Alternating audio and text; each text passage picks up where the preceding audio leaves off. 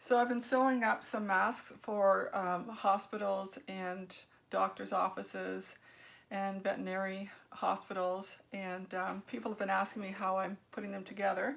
So I'm making this video for you guys. First, go ahead and start cutting some fabrics out, 9 by 12. If I were you, I'd go ahead and cut all your fabric, all your interfacing, all your elastic, all your wire, everything first before you begin. Because it makes it easier before you get to the machine to start sewing. So the first thing you're going to do is take your first 9 by 12 inch piece of fabric and you're going to put it face up. So there's a good side and there's a bad side. This is the good side, this is the bad side of your fabric. So the good side's up. Then you take the other piece of fabric. It has a good and a bad side too. And the good side is going to go down. So the good sides are facing each other. Then I take some interfacing and then I put that on top of all of that. Okay, so I've got 3 layers here. Now the reason why you want to get 2 different fabrics is that when the medical staff want to go ahead and put the mask back on, they know what's the front and what's the back, right? So they're not infecting themselves with the front. Okay, so I'm going to take this part to my sewing machine and I'm going to sew. And I sew probably 1/4 inch straight stitch.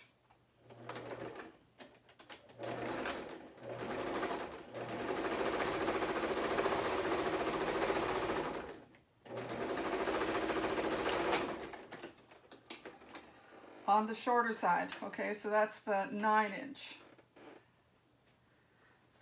Now I've used interfacing. A lot of people aren't sewers per se and they don't have any interfacing just hanging around. So some people have been using, in the middle they've been using t-shirts, or if you got some HEPA filter material as well. What else could you use? Oh, somebody's using flannel.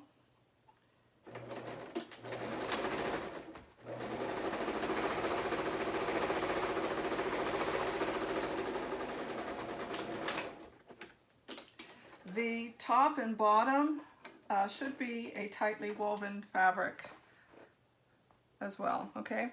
So there I have I just sewed the top and the bottom of the shorter side. Now I'm going to take, and I have metal pieces here.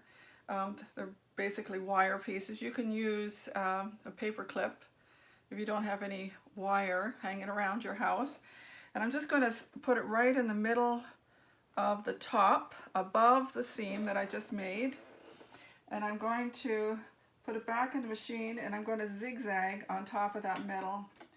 The metal is there because we want to be able to pinch the nose part of the mask to prevent anything from going inside. So I'm going to zigzag.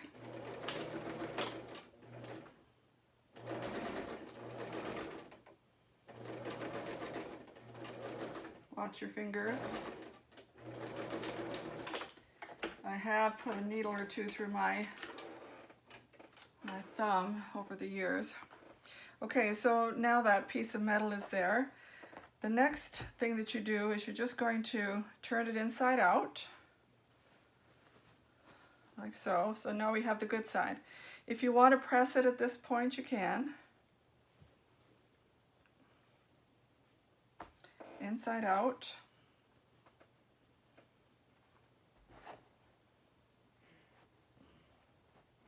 I'm going to go ahead and take my iron because it's already set up, and I'm going to press it like so. All right.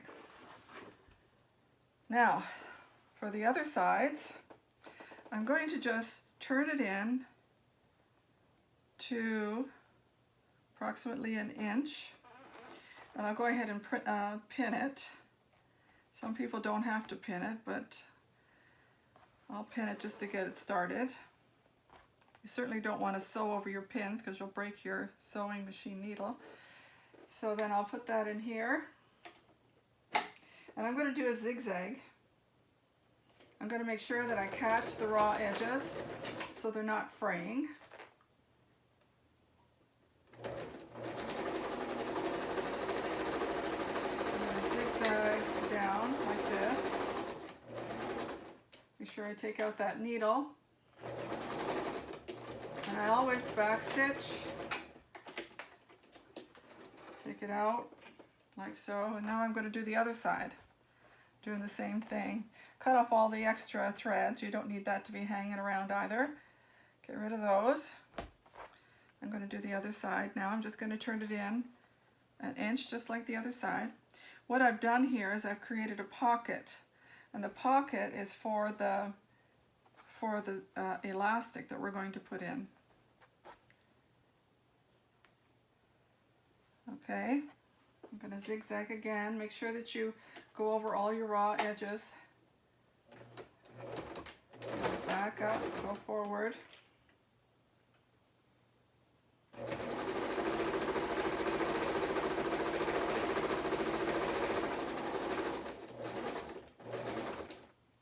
Take out that pin. Watch your fingers.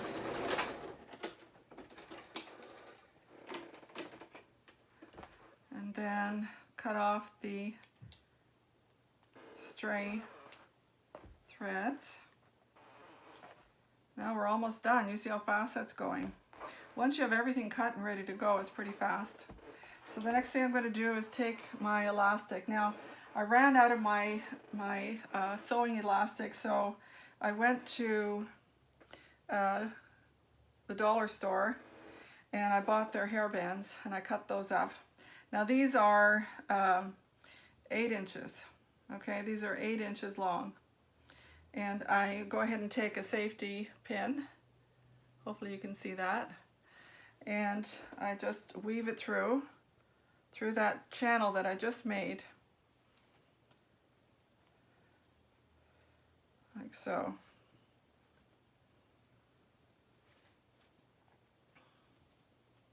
Okay, the pin comes through the other side. Make sure that your elastics are kept flat. And I'm going to take and meet both ends of the elastic. Put one on top of the other, about 1/4 inch.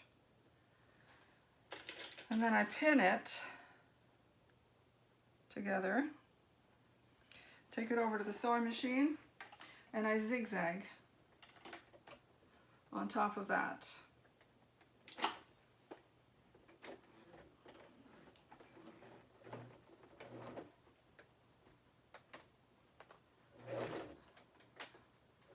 And so I go back and forth, making sure that I catch it well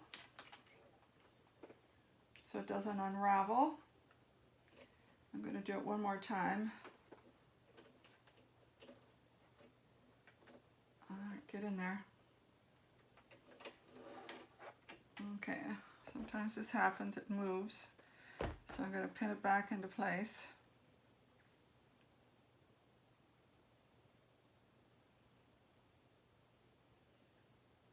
So it doesn't move on me again. And if I stick my needle in there first, and then my sewing machine needle, and then take out my pin, then it keeps it in place. There we go. You want to make sure that that's going to stay. So you go back and forth a few times, maybe 3 or 4 times. So I'm going to cut off all the excess. Okay, and then I'm going to do the same on the other side. I just safety pin the top of the elastic and then push it through the other side. Starting to look like a mask here. Now these are not replacing the N95s. They will be used probably to go on top of masks so that they can keep the N95s clean Or when you're desperate, this is what you use. It's not an N95 mask, but you think about it, I mean, that's a lot of layers for anything to get through, especially if you're using cotton or a t-shirt fabric or something with a tight wove. And make sure that it's tight. And so I figured it out how to make these things tight, and it seems to work really nice. It's tight to the face and the nose and all around the chin and the neck.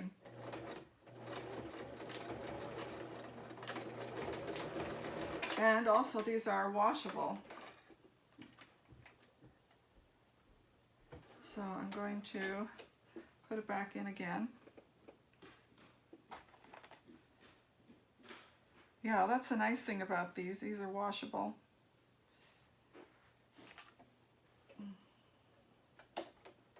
So they can be sanitized every night.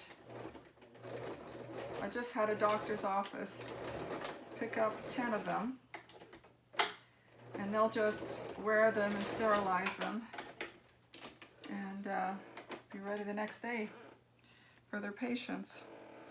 So what I've done after doing this part is I find out where the wire is here, and then I push all of that messy sewing part back into the channel that I made, so I don't see it, right? And to make sure it stays there, I just do a simple running stitch across the bottom of the channel. And of course I'm going to go back and forth because I want to keep everything where it's supposed to be. Okay, and then I go ahead and I do the same to the other side. I move that mess that we made with the sewing back into the channel, the opposite side of where the metal is.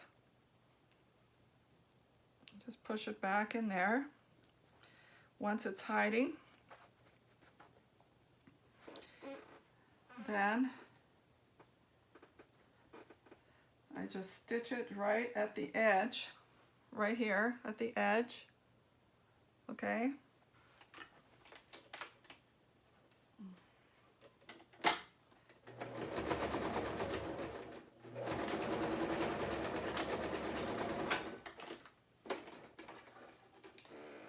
And get rid of all the excess threads. You don't need those hanging anywhere. You don't need those at all. So we're just cutting.